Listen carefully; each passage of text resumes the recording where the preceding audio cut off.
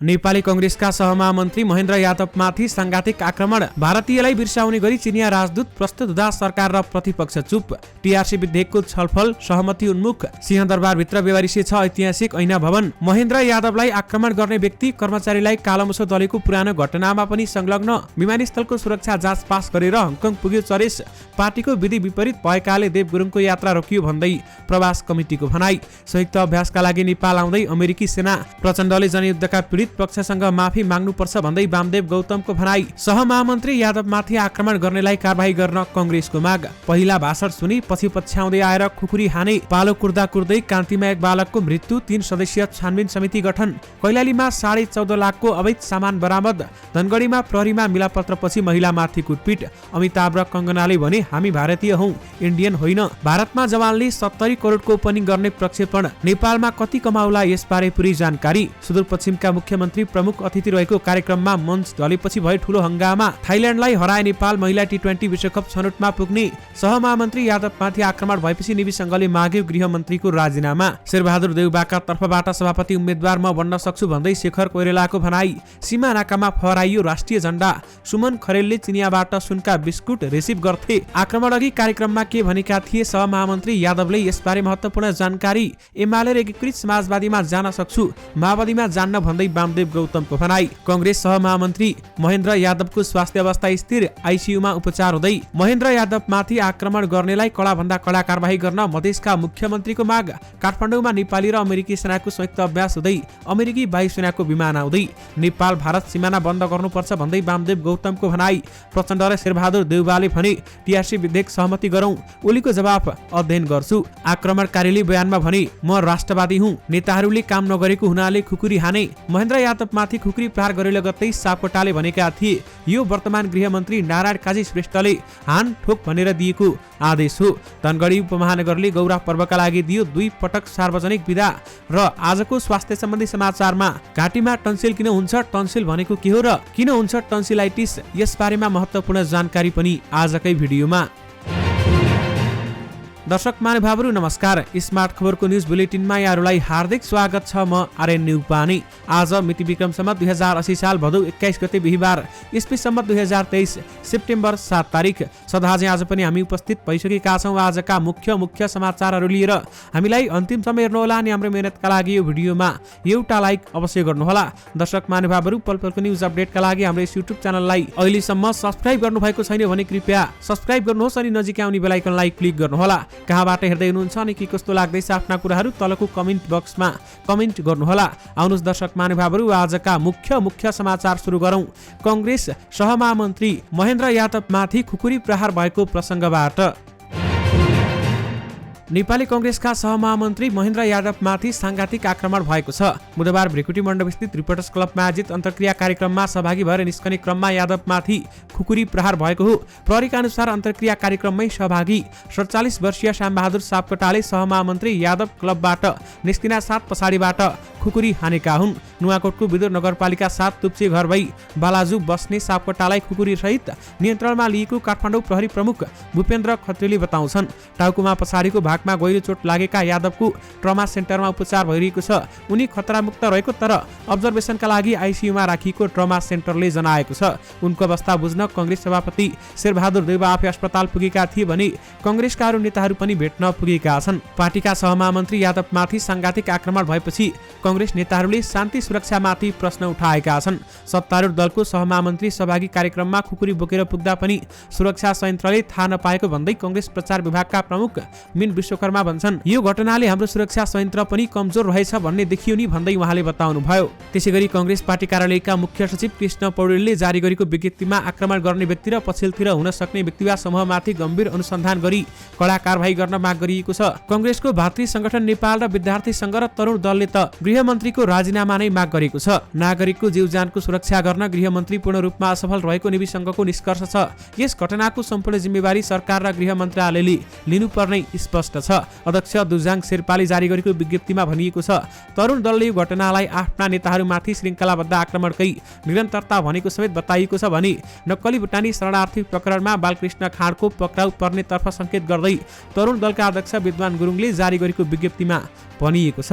दोषी नभएकालाई दोषी देखाइएको छ, ठाउँ ठाउँमा चक्कु अथवा खुकुरी प्रहार गरिएको छ। यो सुरक्षा व्यवस्था पटक्कै भएन भन्दै उहाँले बताउनुभयो। सत्तारूढ नेपाली कांग्रेसका सहमहामन्त्री महेन्द्र यादवमाथि आक्रमण गरेको आरोपमा पक्राउ परेका व्यक्ति श्यामबहादुर सापकोटाको यसअघि पनि पक्राउ परिसकेको व्यक्ति भएको खुलेको छ। प्रहरीले गरेको प्रारम्भिक अनुसन्धानका क्रममा सापकोटाले यसअघि वैदेशिक रोजगार विभागका कर्मचारीलाई कालोमसो दलेको भेटिएको छ। त्यस क्रममा उनी पक्राउ परेर छुटेको पाइएको जिल्ला प्रहरी परिसर काठमाडौँका एक अधिकृतले बताउनुभयो। पछिल्लो समय उनले एमसीसी लगायतका परियोजना र भ्रष्टाचारको विरोध गर्दै चर्को नाराबाजी गरेको समेत पाइएको छ भने उनले पछिल्लो समय एक युट्युब च्यानलमा अन्तर्वार्ता दिँदै शीर्ष नेताहरूको विरोध समेत गरेका थिए। यादवलाई खुकुरी प्रहार गरेको आरोपमा प्रहरीले नुवाकोटको विदुर नगरपालिका तुप्चे घर भई बालाजुको पहिउटार बस्ने 47 वर्षका श्यामबहादुर सापकोटालाई पक्राउ गरेको हो भने उनले पहिला पुरै भाषण सुनेका छन् र भाषण सुनिसकेपछि पछि पछ्याउँदै आएर पछाडिबाट खुकुरी हानेको पाइएको छ।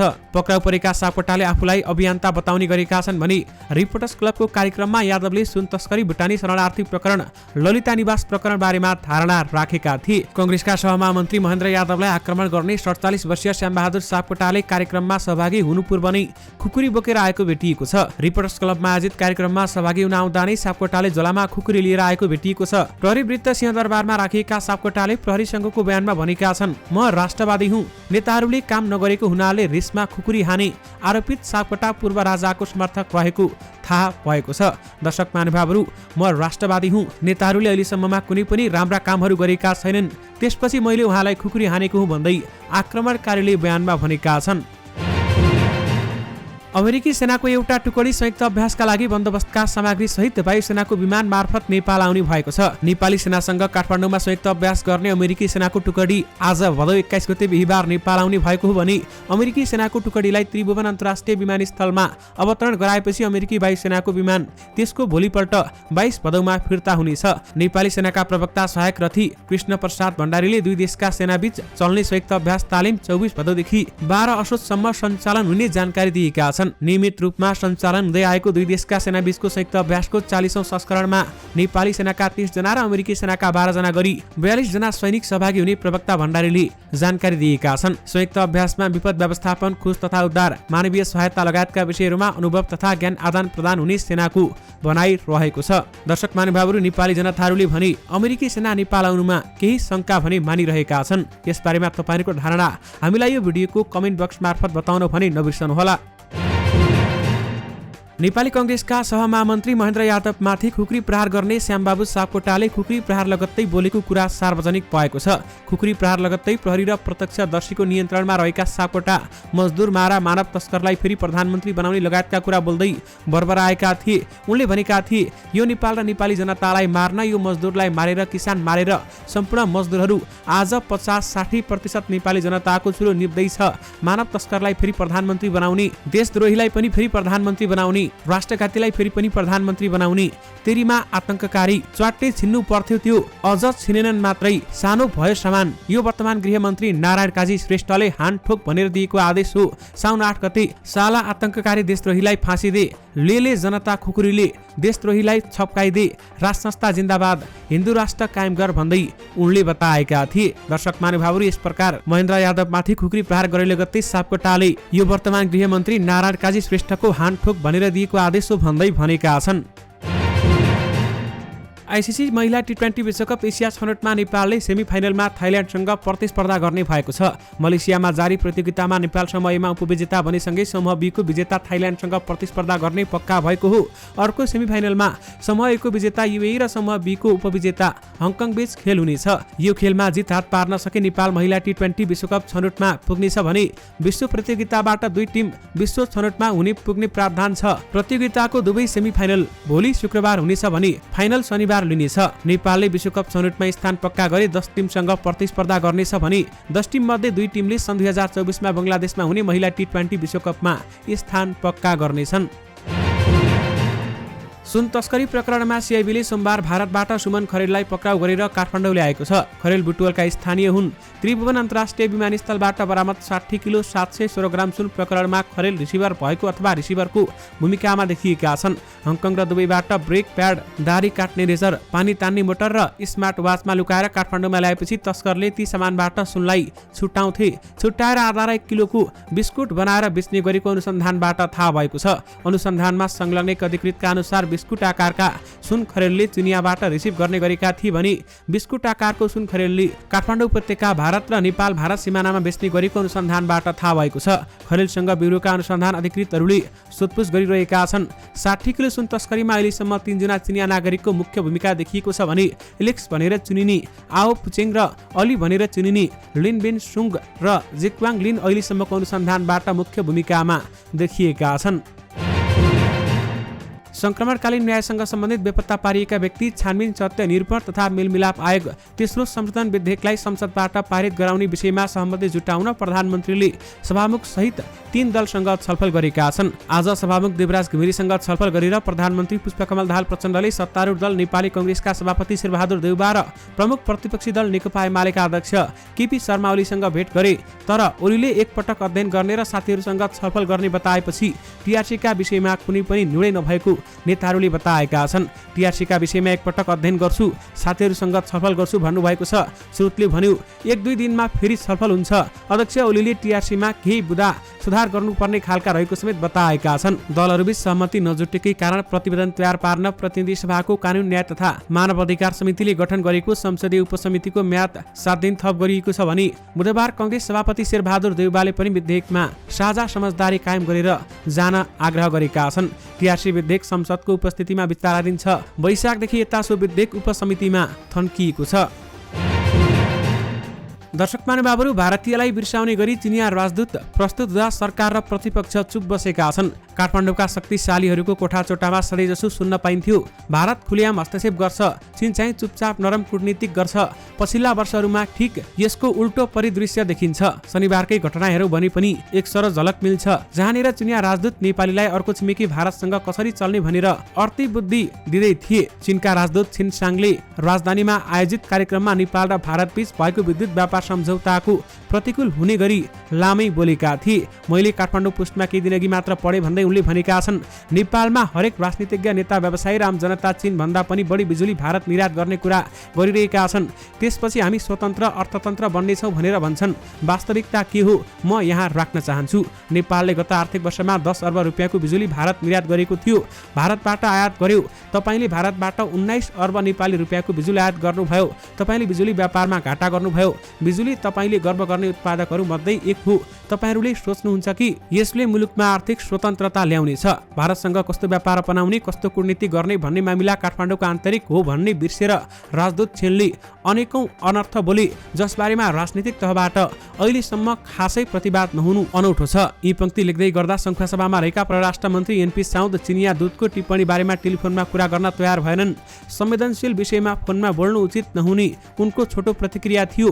परराष्ट्र मन्त्रालयका उच्च अधिकारीले भने चिनिया राजदूतलाई सरकारले औपचारिक रूपमा सोध्नु पर्ने पनि बताउँछन्। दर्शक महानुभावहरू, भारतलाई बिर्साउने गरी चिनिया राजदूत यसरी प्रस्तुत हुँदा पनि सरकार र प्रतिपक्ष चुप लागेर बसेको छ। त्रिभुवन अन्तर्राष्ट्रिय विमानस्थलको जाँच पास परेर नेपाल एयरलाइन्सको विमान मार्फत हङकङमा चरेस पुगेको पाइएको छ।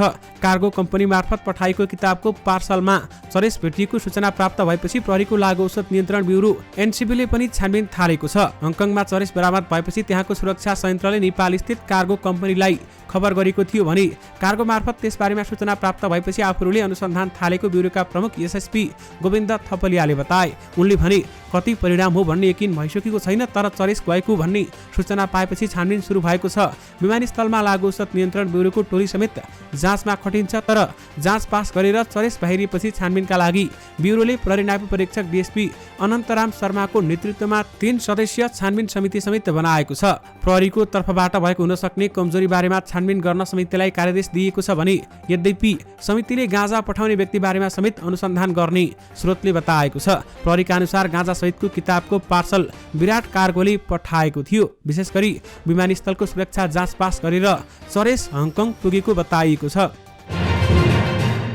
पूर्व उप प्रधानमन्त्री एवं गृहमन्त्री वामदेव गौतमले प्रधानमन्त्री पुष्पकमल दाहालले युद्धका पीडित पक्षसँग माफी माग्नुपर्ने बताएका छन्। काठमाडौँमा भएको कार्यक्रममा उनले आफू नेकपा एमाले र नेकपा एकीकृत समाजवादी पार्टीमा जान सक्ने तर नेकपा माओवादी केन्द्रमा जान नहुने बताएका छन्। युद्धकालमा राम्रा काम पनि भए, अत्यन्त नराम्रा काम पनि भए, राजनीतिक व्यक्तिहरूको हत्या गरियो, त्यसलाई मार्क्सवाद भन्छन् भन्दैनन् भन्दै उनले भने प्रचण्डले पीडितका घर घरमा गएर आफूले गरेको गल्ती हो भनेर राजनीतिक व्यक्तिको हत्या गर्नु गल्ती थियो नभनेसम्म म त्यो पार्टीमा सदस्यता लिएर जान सक्दिन। संयुक्त रूपमा एउटै पार्टी बनाउने हो भने हामी जान सक्छौँ। नेता गौतमले नेकपा एमाले 70 वर्ष उमेरहद नहटाएको बारेमा दाबी गरे। उमेरहद संविधानको धारा 24 को विरुद्धमा रहेकाले हट्नै पर्ने उनले बताएका छन्। नेकपा एमाले 70 वर्ष उमेर हद हटाए भनिएको थियो तर त्यो हटाएको छैन। उमेरहद भनेको यो संविधानको धारा 24 को विरुद्धमा छ भन्दै गौतमले भनेका छन्। विशेष गरी प्रचण्डले जनयुद्धका पीडित पक्षसँग माफी माग्नुपर्छ भन्दै वामदेव गौतमले बताउनुभयो। शाहरुख खान स्टारर जवानले भारत र नेपाल सहितका अन्तर्राष्ट्रिय बजारमा आक्रामक ओपनिङ गर्ने प्रक्षेपण गरिएको छ। भारतमा मात्र रिलिज अगावै 3,91,000 भन्दा बढी टिकट बिक्री भएको पहिलो दिन त्यहाँ 70 करोड भारु हाराहारीको ओपनिङ गर्ने हुने जनाइएको छ। बलिउड ट्रेड एनालिस्ट अतुल महलले भारतका सबै भाषामा फिल्मको कमाई 70 करोड भारु हुने बताएका छन् भने हिन्दी संस्करणमा मात्र फिल्मले पठानको ओपनिङलाई उछिन्ने उनको अनुमान छ। व्यापार विश्लेषणका यी प्रक्षेपण एडभान्स टिकट बिक्रीको आधारमा गरिएका हुन् भने शाहरुखको अघिल्लो फिल्म पठानले भारतीय बक्स अफिसमा 57 करोड भारूको ओपनिङ गरेको थियो। भारतमा बिहान 5 बजेदेखि नै सोहरू तय गरिएका छन् भने बिहान 4 बजेसम्मका समेत सोहरू राखिएका छन्। अग्रिम टिकट बिक्रीमै फिल्मले 27 करोडको व्यापार गरिसकेको कोही मैले उल्लेख गरेको छ भने आज बिहानसम्ममा भारतमा अग्रिम टिकट बिक्री संख्या 10 देखि 11 लाखसम्म पुग्ने अनुमान गरिएको छ। त्यसैगरी दर्शक महानुभावहरू आज साँझसम्म त्यो रिपोर्ट आउनेछ र त्यसबारेमा तपाईहरुलाई हामीले जानकारी गराउने नै छौं। सुदूरपश्चिमका मुख्यमन्त्री प्रमुख अतिथि रहेको कार्यक्रममा मञ्च ढलेपछि अतिथिहरूको भागाभाग भएको छ। बुधबार मुख्यमन्त्री कमल बहादुर शाह डडेलधुराक बहुमुखी क्याम्पसको 28औं वार्षिक उत्सव कार्यक्रममा प्रमुख अतिथि भएर गएका थिए। कार्यक्रम चलिरहेका बेलामा मञ्च अचानक ढलेको हो। डडेलधुराका प्रमुख जिल्लाधिकारी विश्वराज न्युपानेका अनुसार मञ्च 1 फिट जति अग्लो बनाएको थियो, त्यो डिस्लोकेट भएर पाल झरेको उनले बताएका छन्। मञ्चमा मुख्यमन्त्री शाहसँगै माओवादी केन्द्रका सुदूरपश्चिम प्रदेशका संसदीय दलका नेता खगराज भट्ट, प्रदेशसभा सदस्य सरस्वती खड्का, डडेलधुराका प्रमुख जिल्ला अधिकारी विश्वराज न्युपाने लगायत रहेका थिए। मञ्च ढलेपछि केही बेर रोकिएको कार्यक्रम फेरि सुरु भएको थियो भने कसैलाई चोटपटक लाग्ने गरी घटना नभएको प्रमुख जिल्ला अधिकारी न्युपानेले बताउनुभयो। नेपाल र भारतको सीमा जोडिने सर्लाहीको मुख्य नाका मलङ्गवा नगरपालिका 8 मा 108 फिट उचाइमा राष्ट्रिय झण्डा फहराइएको छ। एक समारोहबीच मंगलबारको सोनबरसा सीमा नाकामा प्रदेश सरकारको सहयोगमा निर्माण गरिएको पार्कमा राखिएको राष्ट्रिय झण्डा मध्य प्रदेशका अर्थमन्त्री सञ्जय कुमार यादवले फहराए। सो अवसरमा अर्थमन्त्री यादव र मलङ्गवा नगरपालिकाका नगर प्रमुख नागेन्द्र प्रसाद यादवले संयुक्त रूपमा पार्कको उद्घाटन समेत गरेका छन्। दर्शक महानुभावहरू, आक्रमण अघि कार्यक्रममा सहमहामन्त्री महेन्द्र यादवले के भनेका थिए त आउनुहोस् तपाईहरुलाई यसबारेमा जानकारी गराउँ। नेपाली कांग्रेसका सहमहामन्त्री महेन्द्र यादवमाथि बुधबार काठमाडौँमा सांघातिक हमला भएको थियो। उनको हाल अस्पतालमा उपचार भइरहेको छ भने स्वास्थ्य अवस्था स्थिर रहेको छ। रिपोर्टर्स क्लबमा आयोजित कार्यक्रममा भाग लिएर फर्कने क्रममा उनीमाथि हमला भएको थियो। कार्यक्रममा उनले चिनिया राजदूत छन सोङको पछिल्लो अभिव्यक्तिलाई लिएर आपत्ति जनाएका थिए भने उनले भनेका थिए नेपालका लागि चिनिया राजदूतले नेपाल र भारतबीच जुन कुरा बोल्नु भएको छ वास्तवमा यो नेपालमा यसले एक किसिमको तरङ्ग ल्याएको छ। यो कूटनीतिक मर्यादा विपरीत हो। नेपाल सार्वभौम सत्ता सम्पन्न मुलुक हो। हामी कोसँग मित्रता राख्छौं, कोसँग व्यापार गर्छौं, यो हाम्रो निजी मामिला हो भन्दै उनले बताएका थिए। दर्शक महानुभावले त्यसैगरी अन्य विभिन्न कुराहरू बारेमा बोलेका थिए। जस्तै उनले चिनिया राजदूतले नेपाल र भारतबीच भ्रम सृजना गर्ने गरेको कामको समेत आरोप लगाएका थिए। त्यसैगरी उनले चीनले हालै जारी गरेको आफ्नो नक्सामा नेपालको चुच्चे नक्सालाई नराखेकोमा पनि आपत्ति जनाएका थिए। उनले नक्कली भुटानी शरणार्थी प्रकरणमा पक्राउ परेका बालकृष्ण खाँड निर्दोष रहेको पनि बताएका थिए। उनले भने खासमा निर्दोष बालकृष्ण खाँडलाई फसाइएको छ, दोषी केही पनि छैन, जसको प्रमाण छ बादल र उहाँको श्रीमतीको नाम आएको छ भन्दै उनले भनेका छन्। र सुनकाण्डमा पनि नेताका छोराहरू पक्राउ परेका छन्, बालकृष्णलाई यत्तिकै फसाइएको छ भन्दै उनले बताएका थिए। त्यसैगरी यादवले बालकृष्ण खाँडको पालामा एकजना पनि नक्कली वा भुटानी शरणार्थी नेपालबाट अमेरिका नगएको समेत जिकिर गरेका थिए। उक्त सबै कुराहरू बताएर बाहिर आउने क्रममा उनीमाथि सांघातिक आक्रमण भएको हो। नेकपा एकीकरण राष्ट्रिय अभियानका अध्यक्ष वामदेव गौतमले नेपाल र भारतको खुला सिमाना बन्द गराउनु पर्ने बताएका छन्। केन्द्रीय समितिको बैठकले गरेको निर्णयमा राजधानीमा सार्वजनिक गर्दै तस्करी रोक्नका लागि खुला सिमाना बन्द गर्नुपर्ने बताएका हुन्। नेपालबाट भारततर्फ र भारतबाट नेपालतर्फ सुनदेखि मानव तस्करी समेत हुने गरेको भन्दै उनले खुला सिमाना तत्काल बन्द गराउनु पर्ने धारणा राखेका छन्। उनले संसारमा कुनै पनि देशमा केही क्षेत्रमा बाहेक सिमाना खुला नभएको जिकिर गरेका छन्।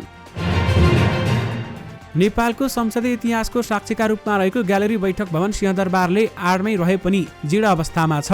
2072 सालको महाभूकम्पले क्षति पुर्याएको यो भवन अहिलेसम्ममा संसद र सरकारको व्यवस्थामा छ। सरकारले चासो नदिँदा पुरानो संसद भवनका रूपमा समेत रहेको यो भवनका विभिन्न भागहरू खण्डर बनिसकेका छन्। भूकम्पपछि छानो चुहिएर प्लास्टिकले छोपिएको भवनका विभिन्न भागमा घाँस उम्रिएको देखिन्छ।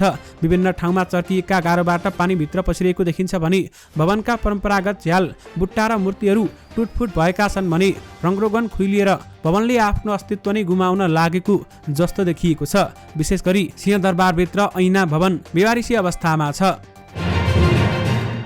दर्शक महानुभावहरू, सोमबार मकवानपुरकी थाहा नगरपालिकाको 10 की 5 वर्षीय रजिसा गोपालीको कान्तिबाल अस्पतालको इमर्जेन्सीको उपचारको क्रममा पालो कुर्दा कुर्दै मृत्यु भएको थियो। स्वास्थ्य अवस्था जटिल भएकी बालिकालाई आकस्मिक कक्षमा घण्टौं लाइन राखिएको र समयमै उपचार नपाएर मृत्यु भएको घटना सार्वजनिक भएपछि अस्पतालले छानबिन गर्नका लागि 3 सदस्यीय समिति गठन गरेको छ। अस्पतालले डाक्टर प्रकाश जोशीको संयोजकतामा नर्सिङ अधिकृत अजिता सिलवाल र शाखा अधिकृत डमरू दाहाल सदस्य सचिव भएको छानबिन समिति गठन गरेको हो। उक्त समितिलाई गत 18 गते सोमबार रातको समयमा अस्पतालको इमर्जेन्सी वार्डमा भएको घटनाको सत्य तथ्य पत्ता लगाई 5 दिनभित्र प्रतिवेदन बुझाउन भनिएको छ। काठमाडौँको बाफल बस्ने मकवानपुर 10 की 5 वर्षीय रजिसा गोपालीलाई उच्च ज्वरो आउने बान्ता हुने भएपछि सोमबार दिउँसो 5 बजे कान्तिको इमर्जेन्सी कक्षमा पुर्याइएको थियो। तर समयमै उपचार नगर्दा बालिकाको ज्यान गएको आफन्तले बताएका छन्। उपचारका लागि पालो कुरेर बस्न घण्टौं लाइन बस्नु परेको थियो। अस्पतालको ओपीडी सेवा दिउँसो 1 बजेदेखि बन्द हुने भएकाले उनलाई परिवारले इमर्जेन्सी पुर्याएछन्। विशेष गरी पालो कुर्दा कुर्दै कान्तिमा एक बालिकाको मृत्यु भएको छ भने 3 सदस्यीय छानबिन समिति समेत गठन गरिएको छ। कैलालीमा 14.5 लाख बढीको अवैध सामान बरामद भएको छ। तनगढी उपमहानगरपालिका 2 मिलनचोकबाट भन्सार छली गरेर भारतबाट ल्याएका 11,04,000 रुपियाँ मोटर पार्ट्सहरू र कपडा बरामद गरिएको जिल्ला प्रहरी कार्यालय प्रहरी निरीक्षक सन्तोष बस्यालले जानकारी दिनुभयो। उनका अनुसार धनगढी उपमहानगरपालिका 4 को ओम शान्ति टोलबाट 91,000 बराबरको कपडा समेत बरामद गरिएको छ भने भजनी नगरपालिका 5 को कुटीबाट 2,71,000 बराबरको सामान बरामद गरिएको छ। सामान ओसार्न प्रयोग गरिएको C7 257 नम्बर मोटरसाइकल पनि प्रहरीले नियन्त्रणमा लिएको छ। बेवारिसी अवस्थामा बरामद गरिएको सामान आवश्यक काम कारबाहीका लागि त्रिनगर भन्सार कार्यालय र भन्सार कार्यालय सत्नीमा बुझाएको प्रहरीले जनाएको छ। देशको नामबाट इन्डिया हटाएर भारत मात्रै राख्ने सरकारको सम्भावित तयारीबीच बलिउड कलाकारहरू अमिताभ बच्चन र कङ्गना रनौत यसको पक्षमा खुलेका छन्। सामाजिक सञ्जालमा पोस्ट गर्दै कङ्गनाले सन् 2021 मा आफूले चाँडै देशको नाम इन्डियाबाट बदलेर भारत मात्रै हुने भविष्यवाणी गरेको बताइन्। कङ्गनाले एक्समा पुरानो अन्तर्वार्ताको स्क्रिनशट सेयर गरेकी छिन् र जसमा उनले 2 वर्ष अघिको देशको नाम परिवर्तन गर्ने इच्छा व्यक्त गरेकी थिइन्। उनले भनेकी थिइन्, इन्डिया नाम हामीलाई अङ्ग्रेजले दिएका थिए, त्यसैले देशको नाम भारत हुनुपर्छ। आफ्नो पुरानो ट्विट सेयर गर्दै कङ्गनाले सबैलाई बधाई दिएकी छिन् भने उनले लेखेकी छिन्, सबैलाई बधाई, हामी सबै दास्ताबाट मुक्त भयौँ भन्दै उनले भनिन् र साथमा उनले जय भारत भन्दै भनेकी छन्। त्यसैगरी दर्शक महानुभावहरू, अमिताभ र कङ्गनाले हामी भारतीय हौँ, इन्डियन होइनौँ भन्दै बताएका छन्। नेपाली कांग्रेसका नेता शशाङ्क कोइरालाले आगामी महाधिवेशनमा पार्टी सभापति शेरबहादुर देउबाका तर्फबाट उनको समूहको सभापति उम्मेद्वार बन्न आफू सक्ने बताएका छन्। भरतपुर विमानस्थलमा पत्रकारसँग कुराकानी गर्दै उनले कांग्रेस केन्द्रीय सदस्य कोइरालाले यस विषयमा टुङ्गो भने नलागिसकेको जानकारी गराएका छन्। विमानस्थलमा पत्रकारले पछिल्ला दिनमा पार्टी सभापति शेरबहादुर देउबाका तर्फबाट आगामी महाधिवेशनमा शशाङ्क कोइराला उम्मेद्वार बन्न सक्ने चर्चा चलिरहेको विषयमा प्रश्न गरेपछि उनले यो प्रतिक्रिया दिएका हुन्। नेपाली कांग्रेसका आगामी महाधिवेशनमा सभापति देउबाको समूहबाट उम्मेद्वार तपाईँ हुने सम्भावना कतिको छ भन्ने प्रश्नमा उनले भने सम्भावना छ कि छैन, नहुने भन्ने के छ, पार्टीका साथीहरूसँग सल्लाह गरेर मात्रै सभापतिको उम्मेदवारीको विषयमा निर्णय लिने उनको भनाइ छ भने तर यस विषयमा आफूलाई सभापति देउबाले भने केही नभनेको समेत उनले सुनाएका छन्। नेकपा माओवादी केन्द्रका महासचिव देव गुरुङको बेलायत भ्रमण पार्टीको केन्द्रीय समितिको बैठकले गरेको निर्णय विपरीत भएकाले रोकिएको प्रवास कमिटीले जानकारी दिएको छ। महासचिव गुरुङ 23 भदौका लागि तय भएको जनप्रगतिशील मञ्च बेलायतको बैठकमा प्रमुख अतिथिका रूपमा सहभागी हुन जाने लाग्दा माओवादी केन्द्रको प्रवास कमिटीले कार्यक्रम नै स्थगित गरेको थियो भने कार्यक्रम स्थगित भएपछि महासचिव गुरुङ बेलायत गएनन्। कार्यक्रम हुने 6 दिन अघि मात्रै बेलायत स्थित जनप्रगतिशील मञ्चको सचिवालय बैठकले कार्यक्रम स्थगित गरेपछि गुरुङको भ्रमण रोकिएको हो। विशेष गरी पार्टीको विधि विपरीत भएकाले देव गुरुङको यात्रा रोकियो भन्दै प्रवास कमिटीले बताएको छ। धनगढीमा एक महिलामाथि कुटपिट भएको छ। धनगढी उपमहानगरपालिका 4 चटकपुरकी लक्ष्मी भट्टमाथि बुधबार बिहान कुटपिट भएको भने भट्टका छोरा नवीनले स्थानीय प्रेम विष्टले मदिरा सेवन गरेर आमामाथि कुटपिट गरेको बताएका छन्। उनका अनुसार आपसी लेनदेनको विषयमा लामो समयदेखि विवाद रहेकोमा मङ्गलबार जिल्ला प्रहरी कार्यालयमा विष्टसँग मिलापत्र गर्दै अबदेखि विवाद नगर्ने सहमति भएको थियो, तर मिलापत्र भएको भोलिपल्टै भट्टमाथि कुटपिट भएको हो। कैलालीको धनगढी उपमहानगरपालिकाले गौरा पर्वका लागि 2 पटक सार्वजनिक बिदा दिएको छ। भदौ 7 र 8 गते गौरा पर्वको बिदा भइसकेको धनगढी उपमहानगरपालिकाले पुनः एक पटक गौराको लागि बिदा दिएको हो। धनगढीमा आज 21 गते पनि गौरा पर्वको बिदा दिएको छ। आउनुहोस् दर्शक महानुभावहरू, आजको स्वास्थ्य सम्बन्धी समाचार सुरु गरौँ। आखिर टन्सिल के हो, किन हुन्छ टन्सिलाइटिस? आउनुहोस् तपाईहरुलाई यसबारेमा महत्त्वपूर्ण जानकारी गराउँ। घाँटी दुख्ने विभिन्न कारणमध्ये एउटा टन्सिलाइटिस हो। काठमाडौँ उपत्यकाका अस्पतालमा ओपिडीहरूमा टन्सिलाइटिसका बिरामी धेरै पुग्ने गरेको नाक कान वा घाँटी रोग विशेषज्ञहरू बताउँछन्। वीर अस्पताल अन्तर्गत नाक कान घाँटी विभागका पूर्व प्रमुख तथा प्राडा दिपेन्द्र श्रेष्ठका अनुसार घाँटी टन्सिलाइटिसका कारण मात्रै नदुखेर अन्य धेरै कारणले दुख्न सक्छ। सबै घाँटी दुखाइ टन्सिलाइटिस हुँदैन। घाँटीको माथिल्लो भाग र जिब्रोको तल्लो भागको बीचमा रहेको ग्रन्थीलाई टन्सिल भनिन्छ। सोही घाँटी पछाडिको 2वटा ग्रन्थीमा संक्रमण हुनुलाई टन्सिलाइटिस भनिने प्राडा श्रेष्ठ बताउँछन्। डाक्टर श्रेष्ठका अनुसार जिब्रोको तल्लो भाग र घाँटीको माथिल्लो भागको टन्सिलले फिल्टरको रूपमा काम गरी संक्रमण हुनबाट जोगाउन एन्टिबडी पनि बनाउँछन्। यदि टन्सिलले फिल्टरको रूपमा काम गरेन भने श्वास प्रश्वासका माध्यमहरूबाट भाइरस वा ब्याक्टेरिया संक्रमण हुन सक्छ। टन्सिलाइटिस 3 प्रकारको हुन्छ, जस्तै तीव्र टन्सिलाइटिस हुँदा सामान्यतया 3-4 दिनदेखि 2 हप्तासम्म रहन सक्छ। अर्को बारम्बार देखिने टन्सिलाइटिस, यो 1 वर्षमा धेरै पटक देखिन्छ। तेस्रोमा क्रोनिक टन्सिलाइटिस, यो तब हुन्छ जब तपाईलाई लामो समयसम्म टन्सिल संक्रमण हुन्छ। टन्सिलाइटिसका लक्षणहरू के रहेका छन् त?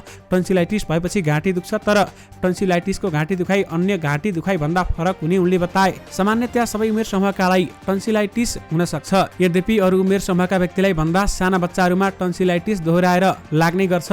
तीव्र टन्सिलाइटिस हुँदा बालबालिकाहरूलाई जस्तो अन्य उमेरमा ज्वरो आउने, पेट दुख्ने, उल्टी हुने, खान निल्न समस्या हुने यस्तो हुन सक्छ। दर्शक महानुभावहरू, यसका लक्षणमा खान गाह्रो हुने, थुक निल्न गाह्रो हुने, घाँटी दुख्ने, ज्वरो आउने, टाउको दुख्ने, भोक नलाग्ने, कान दुख्ने, श्वास गनाउने आदि हुन सक्छन्।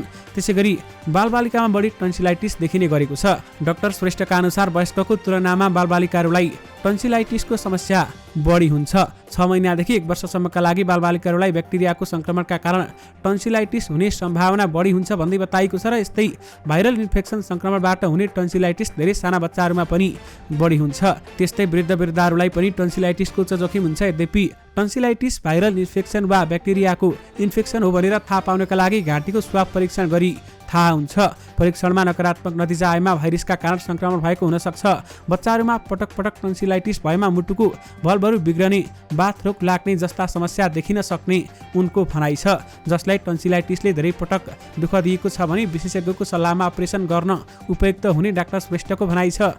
डाक्टर श्रेष्ठका अनुसार कुनै कुनै बच्चाको टन्सिल घाँटीमा एकदम ठुलो छ, तर सो टन्सिल दुख्ने भन्दा पनि ठुलो भई श्वास नली साँगुरो हुन्छ। जुन टन्सिलाइटिसले बच्चाहरूमा हुँदा नदुख्ने घाँटीको टन्सिल ठुलो हुन्छ, उनीहरूको नाक पछाडिको भाग पनि ठुलो हुन्छ। नदुख्ने टन्सिलाइटिस हुने 4 वर्षदेखि 12 वर्षसम्मको बच्चाहरूमा नाकको पछाडिपट्टिको भागमा पनि मासु पलाउन सक्छ। जुन बच्चाहरूमा नाक घाँटीको टन्सिल ठुलो छ, ती बच्चाहरू राति सुतेको बेलामा अत्याधिक घुर्ने, राम्रोसँग श्वास प्रश्वासमा समस्या हुने उनले बताए। समयमै उपचार नगरेमा आवाज पनि परिवर्तन हुने समस्या पनि आउन सक्छ। यस्ता समस्या कुनै बच्चाहरूमा देखिएमा अपरेसन मार्फत नाक पछाडिको टन्सिल र घाँटीको टन्सिल झिकिएमा सधैँका लागि निको पार्न सकिने डाक्टर श्रेष्ठले बताए। टन्सिलाइटिस भाइरल इन्फेक्सन हो। पछि गएर धेरैजसो ब्याक्टेरियल इन्फेक्सन हुने गरेको प्राध्यापक डाक्टर श्रेष्ठले बताए। ब्याक्टेरिया र भाइरल संक्रमणले टन्सिलाइटिस बनाउँछ। यसको सामान्य कारण स्ट्रेप्टोकोकस स्ट्रेप ब्याक्टेरिया हो, जसले स्ट्रेप थ्रोट निम्त्याउँछ। आखिर टन्सिल भएपछि के गर्ने त? आउनुस् तपाईहरुलाई यसबारेमा पनि जानकारी गराउँ। टन्सिलाइटिस भएपछि सामान्यतया स्वास्थ्य कर्मीको सल्लाहमा औषधि सेवन गर्नुपर्छ, किनभने टन्सिलाइटिस भएका मध्ये धेरैलाई भाइरल भन्दा पनि ब्याक्टेरियल इन्फेक्सन भएको पाइएकाले औषधि सेवन गर्नु उपयुक्त हुने उनले बताए। कहिलेकाहीँ टन्सिल हुनु सामान्य कुरा हो, तर कुनै मानिसमा पटक टन्सिलाइटिस हुने गर्छ। औषधि सेवन गरुन्जेल निको हुने, औषधि सकिएपछि पुनः टन्सिलाइटिस पाक्ने, सुनिने समस्याहरू उत्पन्न हुने उनले बताएका छन्। वर्षमा 4 पटक भन्दा बढी टन्सिलाइटिस भई दुःखदिएमा बिरामीलाई अपरेसन गराउनुको सुझाव छ भने उनले भने औषधि प्रयोग गरेर तत्काललाई निको पार्न सक्छौं। पुनः टन्सिलाइटिस निको पार्न नसकिने भएकाले टन्सिलाइटिस बिग्रिसकेकाले क्रोनिक डिजिज भएकाहरूलाई टन्सिलाइटिस अपरेसन गर्न उपयुक्त हुन्छ भन्दै बताउनुभयो।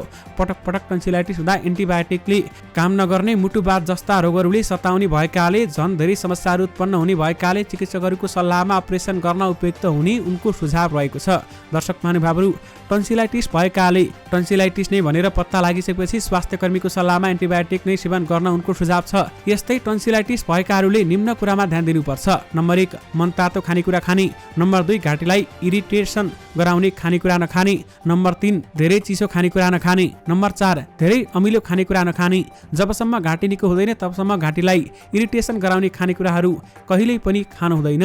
दर्शक महानुभावहरू, यी सबै कुरामा तपाईहरुले ध्यान दिनुभयो भने केही हदसम्म यसलाई रोक्न सक्नुहुन्छ। दर्शक महानुभावहरू, यससँगै तपाईहरुमा आजका सबै मुख्य समाचारहरू राखिसकेका छौं। फेरि पनि तपाईहरुमा नयाँ मुख्य समाचारहरूको साथमा उपस्थित हुने नै छौं। अहिलेलाई भने मलाई बिदा दिनुहोस्। नमस्कार।